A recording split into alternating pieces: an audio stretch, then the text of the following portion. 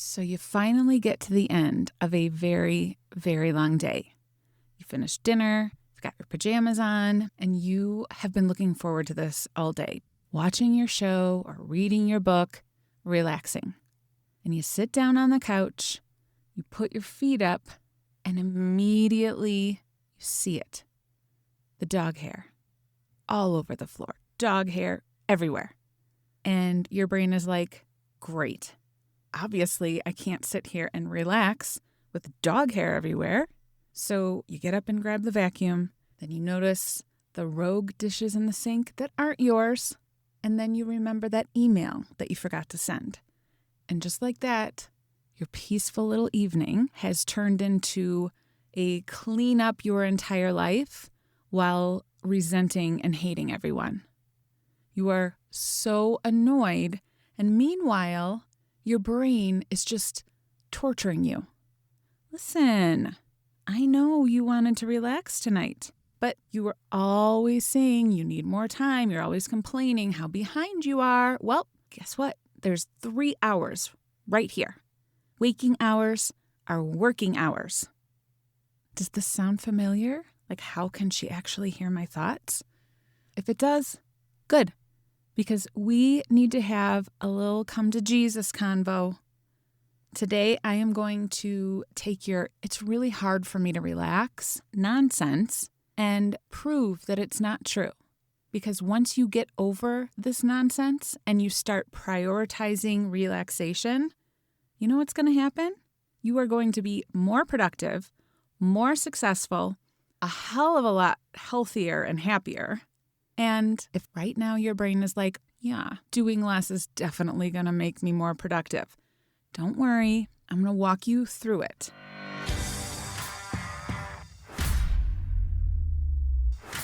Let's start with the actual nonsense.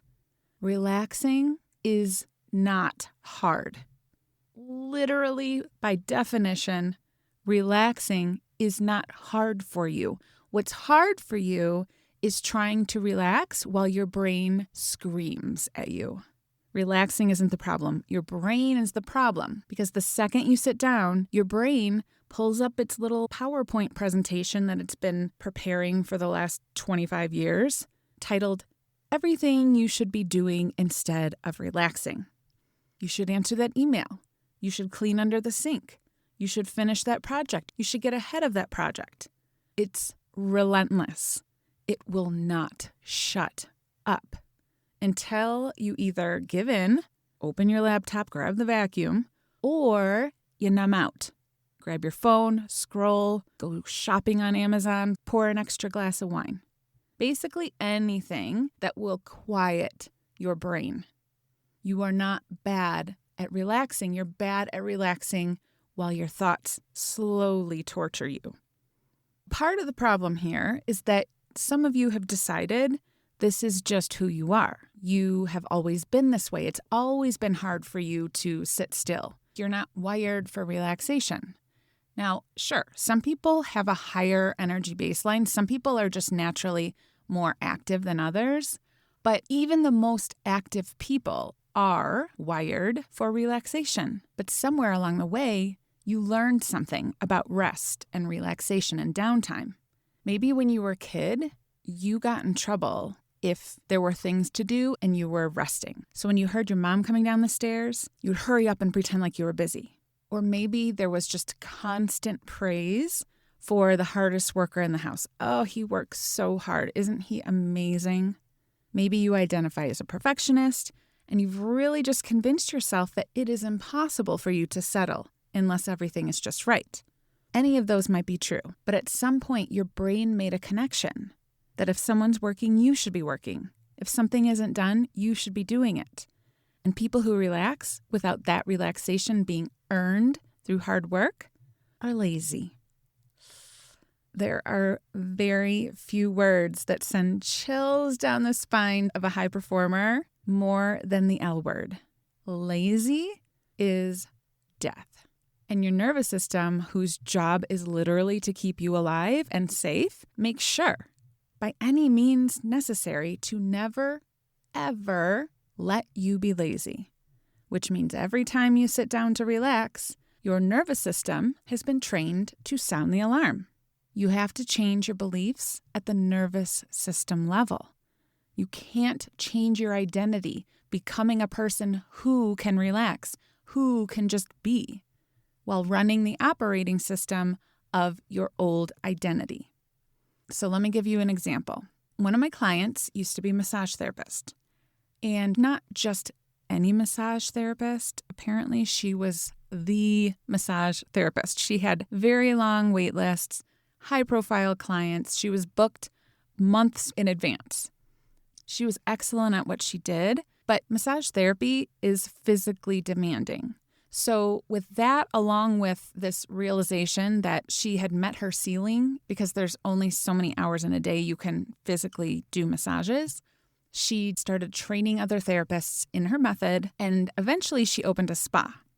This business was successful right away. The spa was thriving, but she was even more exhausted. And it wasn't because she was doing massages all day.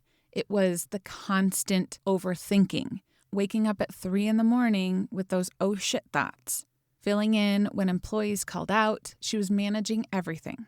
So when she applied to work with me, she told me that she had been listening to my podcast and she already knew what she needed. I need to stop overthinking. I need better boundaries, and I need to be more productive during the day so I can stop bringing work home.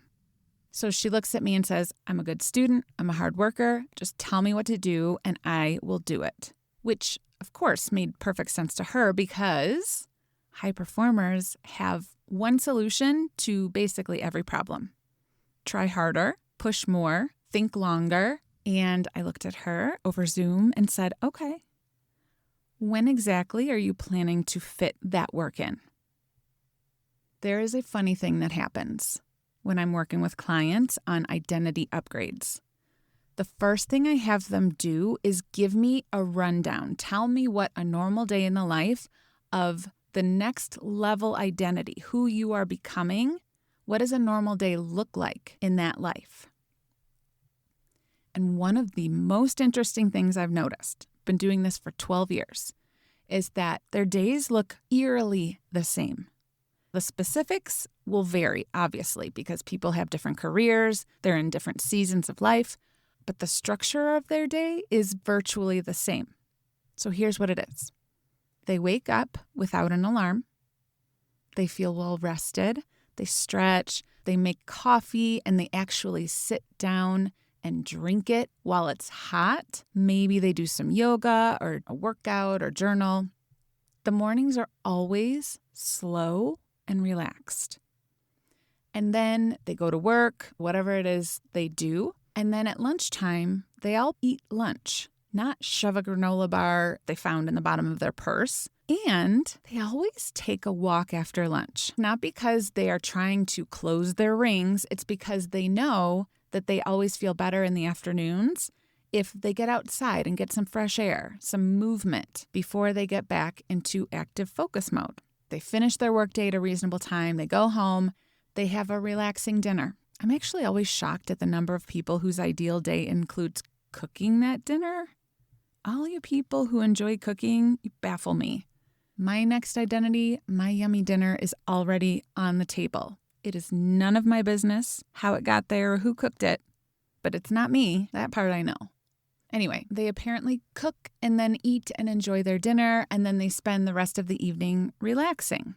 A show, a book, knitting, a hobby. This upgraded identity that they're stepping into has a lot of free time and does so much relaxing in the morning, after lunch, in the evening.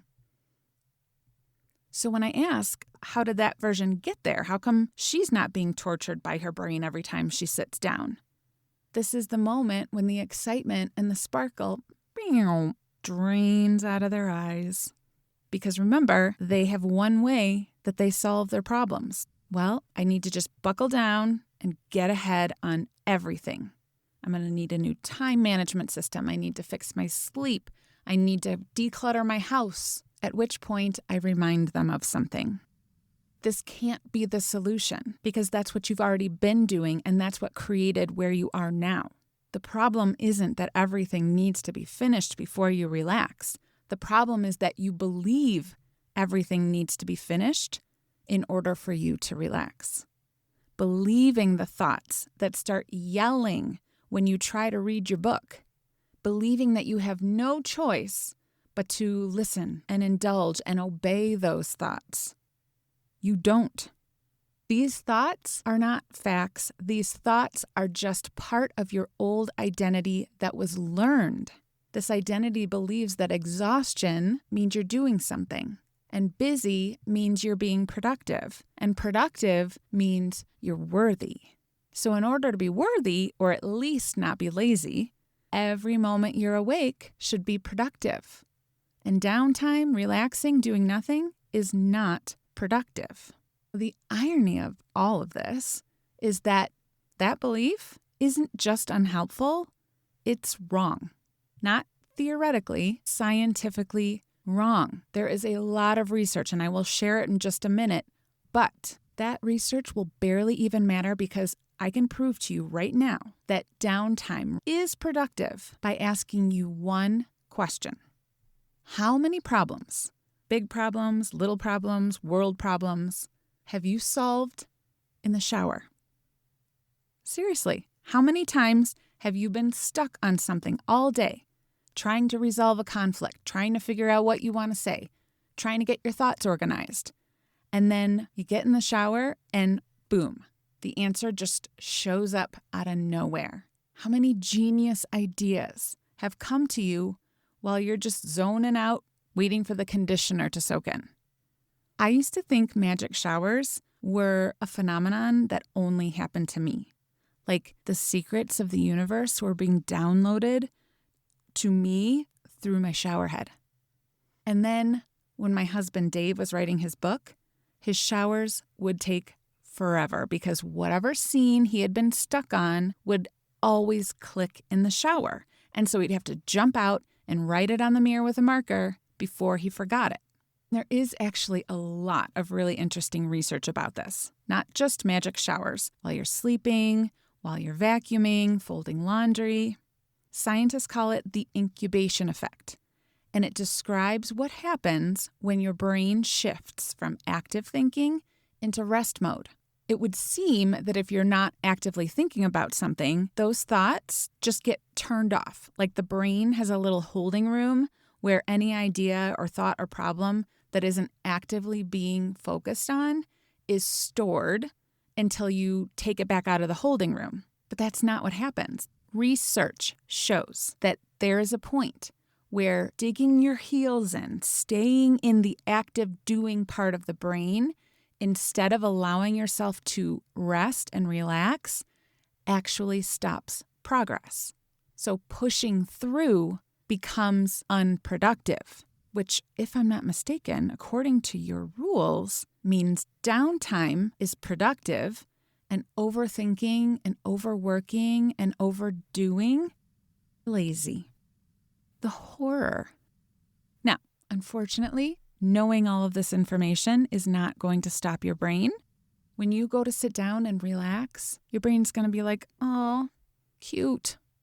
Oh, you heard it on a podcast? Relaxing is productive? Adorable. But you do need to get some shit done because you are actually behind. Your old identity was trained to believe that rest is unsafe. All you have to do is retrain it. This doesn't mean work harder. Nervous systems learn through repetition. The repetitions happen in the moments that you close the laptop or let something be unfinished. That is when the nervous system learns that rest is safe through repetition. This is exactly why the daily recalibration exists.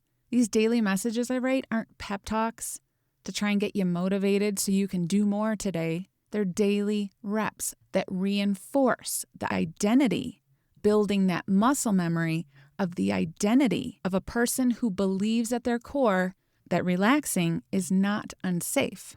So tonight, when you sit down at the end of the day and your brain starts in with their little speech, waking time is working time, you're going to take a breath, show your nervous system that nothing catastrophic happens when you relax. The more time you spend in true relaxation, the less time you are wasting, because relaxation is part of the system that makes you productive, which means the most productive thing you can do right now is leave the freaking dog hair where it is. That's the rep. Okay, friend, if this episode was just for you, you need to make sure you are getting the daily recalibration. It is helping retrain your nervous system for your next level identity that calm is not something you earn. It's something you condition. Grab that link in the show notes, and while you're there, you can see some of the other ways to work with me if you want a little bit deeper support. All right, leave the dog hair. I'll see you next time.